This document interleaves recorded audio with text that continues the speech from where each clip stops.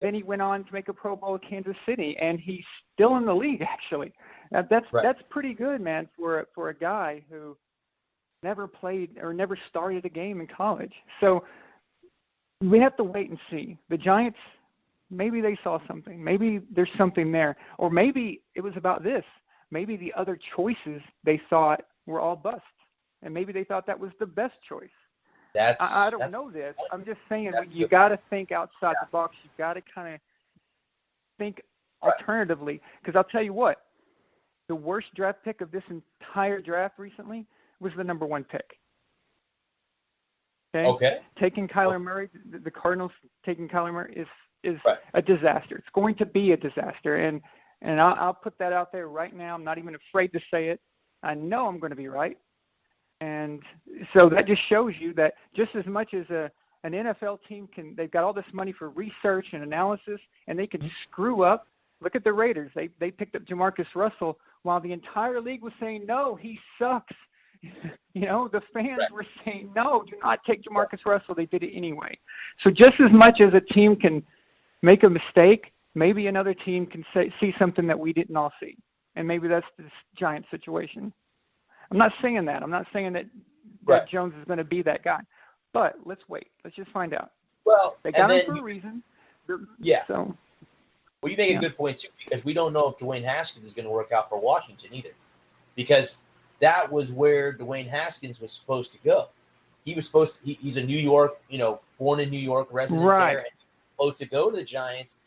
But then if you think back to Dan Marino, he was from Pittsburgh, and in that draft, the draft that he was drafted to the Dolphins, the Steelers had a chance to pick him up and passed on it. So obviously at the time, that didn't work. They didn't see that. They didn't see that. They didn't see Dan before what he became for the Dolphins. Right, and you got the San Francisco 49ers, right, who Tom Brady is from the Bay Area, and they skip him, even though they knew that Tom wanted to be a 49er, and they took Giovanni Carmazzi, and he didn't even last. After the first preseason game that he played in, he was basically done. And then in 2005, the 49ers needed another quarterback, and they had another quarterback from the Bay Area, Aaron Rodgers, but they took Alex Smith instead. So, yeah, I mean, this is a lot of – sometimes you just need to take the hometown guy. It doesn't always work out. Wasn't Brady Quinn from Cleveland or outside of Cleveland, Ohio? Yeah. So it doesn't always work, but sometimes it's – now, I had Dwayne Haskins ranked pretty good. I like what I liked about him. See, they're all physically gifted, okay? They can all throw the football. They're all, pretty good at what they do, or they wouldn't be in the draft. So all that stuff, I kind of just like, okay, yeah, that's nice. I look for other stuff. Personality, how they act. Do they seem to love the game? What's their intelligence like? Do they seem confident? Will they look you in the eye when they're talking? All these things matter because you've got to do that with your teammates. You've got to convince them that you're the real deal, and you can't get scared under pressure. You can't get nervous. And I mean the type of nervous that screws you up, like choking. And those things matter to me. And I liked his interviews. I liked his personality. So I gave him a high ranking more on that than anything else. I mean, he already had the physical skills, but those other things is what matters to me. So how many quarterbacks have we seen with physical gifts and they turn out to be nothing, Ryan Leaf. Ryan Leaf is a perfect example of that. He had the skills. Ryan Leaf, the mindset, and that's why he was a bust. Yeah, he's got mental issues, or he had emotional, mental problems, whatever it was that was going on with him, and he couldn't handle the pressure, and he cracked, and that's what happened. Johnny Manziel, I mean, he dominated college, but I heard a joke one time. It's like, the Cleveland Browns were surprised when Johnny football didn't do very well, but they didn't realize that his middle name was College, Johnny College Football. So they were like, wait a minute. So it doesn't always work. You cannot get into the hype of those things. I mean, everyone saw Vince Young make that incredible comeback in the Yep. USC-Texas game. Correct. And that right there made the Tennessee Titans go, ooh, look at this guy. He's going to lead us to the Super Bowl and all this other stuff. Really? I mean, did you not really take a look at his emotional state, kind of like how he handles things? You didn't look at that, did you? And then they paid for it. So I'm just saying, the draft is a tricky thing, especially for quarterback. Quarterback is the most important position on the field. Correct. He has the most control over the outcome of the game than any player on the field. And you've got to get it right, man. You've got to get it right, because not only that, you're paying him a huge amount of the salary cap. So you screw this up, your franchise could be wrecked for 5, 6, 7 years. It could take, who knows? It could take a decade to get back if you screw that up. So, that's – well, I mean, you're exactly right. Again, I mean, speaking of the Tennessee Titans, they were 1 yard away from winning a Super Bowl before Vince Young even got there. Steve McNair. So, I mean, again, yes, it was absolutely great that he had that comeback against USC. But again, it doesn't always, as you said earlier, it doesn't you just because you're a great college player doesn't mean that you're going to be a great NFL player. The level changes, your mindset's got to change. Obviously, the game, as we all know, is the guys are stronger, the guys are faster than they are in college. And what you think you have as far as skills may not be as great when you go to the NFL level, because guess what? The linebackers can see where you're looking. Cornerbacks can see what you're doing. Defensive linemen can key in on certain things that you do. And next thing you know, those skills that you think you got don't end up being so good. I mean, again, quarterback. Right. I mean, look, again, we can think of Tom. Tom was a 5th-round pick. No one even knew who he was unless you were a Michigan Wolverine fan. I didn't know who he was.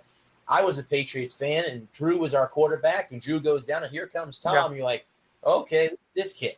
And then, now you look back, you go, wow, look who we have now. We have the greatest quarterback ever played the game, but we didn't even know who he was. So, again, you never know who and draft. You know what?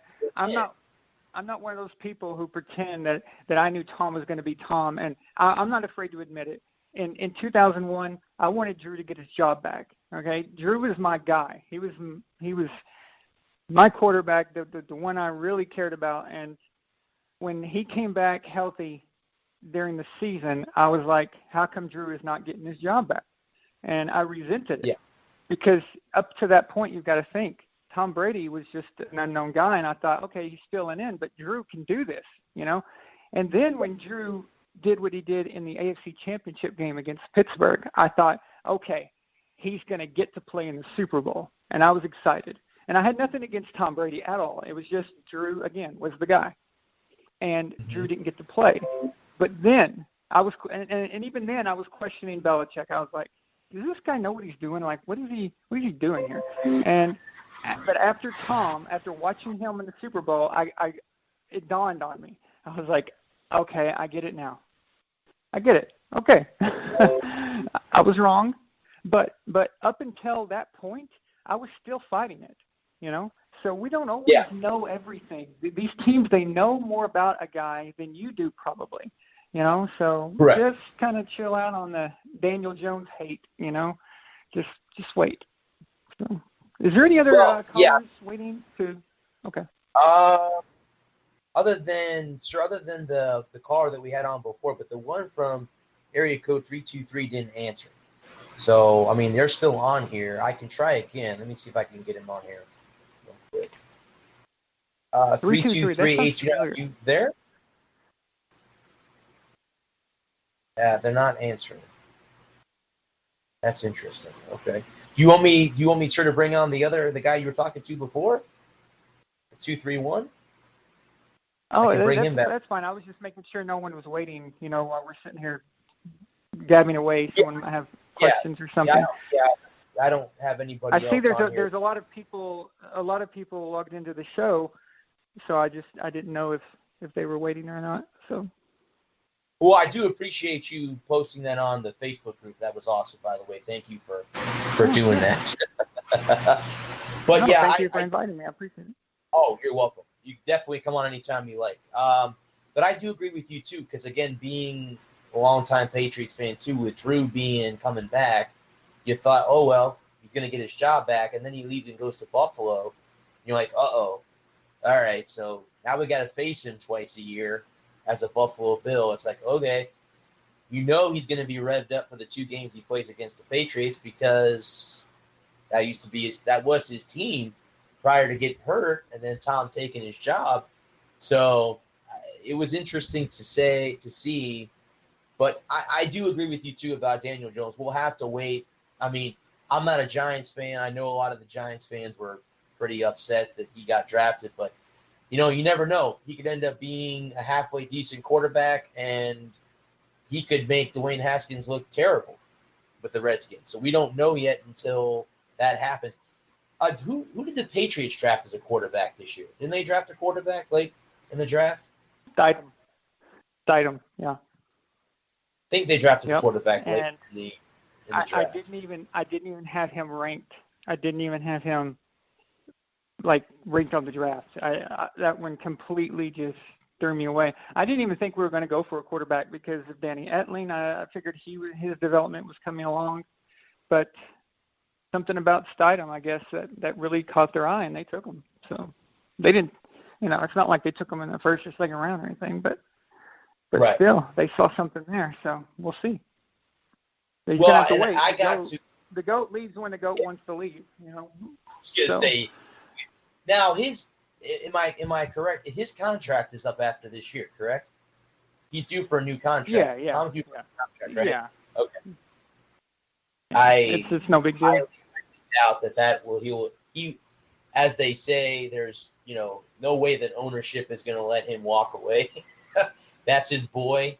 I don't. Tom won't play for anybody. To be completely blunt, if Mr. Kraft had to choose, I think he'd take Tom.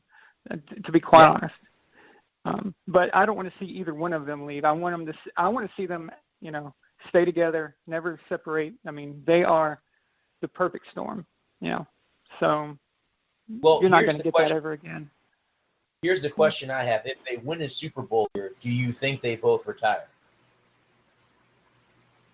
This year? Bill and Tom step away. If they were to win, if they win this year, they win another Super Bowl. Do you think they both walk away, or do they say, nope, we're going to come back next year? What is your? They're going to come back. They're going to come back. Okay, well, I'm happy to hear that because I don't want them to go away.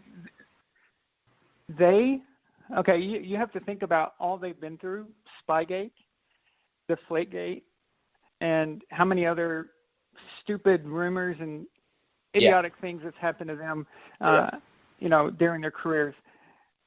They still harbor that frustration, that anger, that resentment for the league, and they're going to pound away as long as they are physically able, because once they retire, it's over.